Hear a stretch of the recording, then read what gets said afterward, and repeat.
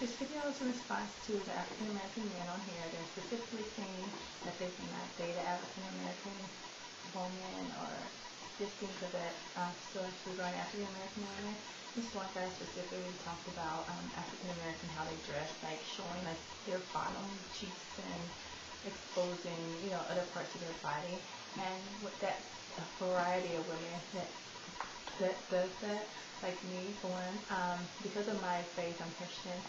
That's not something that I feel is even appropriate, meaning like I don't even feel like shirts that get cut even low, like down here, are appropriate. That shows your bust.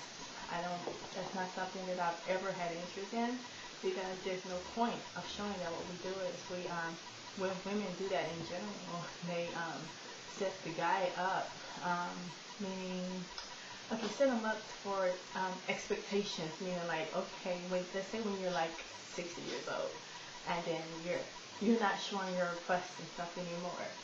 That's going to set him up to look elsewhere, because that's what he's been looking at while he was with you for the last 40, whatever, 50 something years. So all of a sudden now you're older and you're more wrinkled and everything. Now you decide, oh, I want to cover up because now I'm embarrassed about it. Now I don't feel as comfortable as I did when I was young. And then guys, they look elsewhere. They look at other women, because what you've been showing them as they were with you were these things, were your goods, you know, you're showing off your behind and things of that sort, and now all of a sudden you're covering up. That doesn't mean the guy is not, all because you're older, he's not interested in it. He's just not getting it from you, so therefore he looked elsewhere, and that's why his eyes just continue to wander. So if you really want to actually keep a good man, and keep the man that you have, then you need to keep yourself covered. You know, it should be the inner beauty that shows. It shouldn't be all of this outward attraction. You know, trying to bring lust, you know, having your man lust for you, which is something that is not right in God's sight. And it's just something that makes you feel when he's not lusting after you anymore because he's bored, or you know, he's looking elsewhere, and it's things of that sort, that makes you feel like you're not wanted, because that's all he was looking at while he was with you. And this goes to all ethnicities, all women in general. Let's see. Oh, and then the guy on here referring to how the guy also said something about his mom. His mom is black, and how I guess she didn't treat him well. But I can say, for one, my father is black, and I hadn't seen him since I was maybe 2 years old. And my first time seeing him, and after 20-something years, it wasn't what I expected. There was no bonding to it. He ended up asking me for money, and I kind of like, okay, you know, I'll give him some money this time. But because him being my father, I was like, okay, I would like to see him again. So I went to see him again maybe the next day or a few days later, and he asked me for money again, and it was still no bonding experience.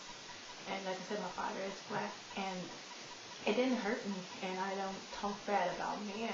And my mom actually, she divorced him because he was just not a good father. Not just that he was, because I'm on YouTube, I'm trying to be careful, but he was not a husband to her, put it like that. What you would think of a husband, meaning like being there for your wife, faithfulness, just a lot of things came into play, not being abusive, things of that sort. But so I'm like broadcasting to the world, I'm careful about what I say. I just want to say that, you know, he wasn't a father, and 20-something years later, he still wasn't.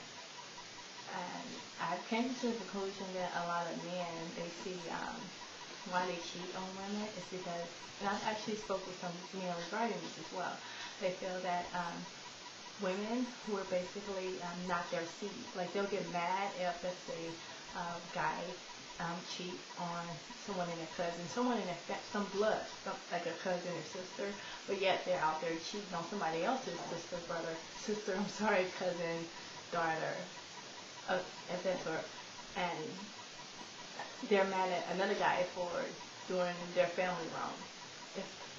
It's just, you know, it's it doesn't make sense, but it's because, we're not their blood, so they see us as replaceable. Their family's not replaceable. So the problem is just not specifically with women of specific ethnicities or things of that sort. Its problem is with what a man is looking for, and the majority of them are not looking for something that worth a woman's time or worth a woman's effort. And that's why there are a lot of single men and there are a lot of single women now. And what else I want to say about? And I think that's it about now, right now. But what I'm trying to say is that if we treat each other right and respect each other, like how many guys out there right now are cheating on their girlfriends, their wives, and even in the black community, how many African Americans are even gay and bisexual? And it's like, why are these black men chasing other men? There's gays within all different ethnicities, but it's a good number of black men that are chasing other men. And I believe it's possibly because the father was not there. The fathers were not capable of raising the children. And that's why women have stepped up and became as strong. Black women have become as strong as they have been. And that's something that definitely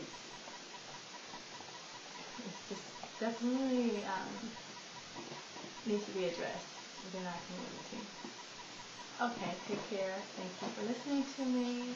God bless you. And again,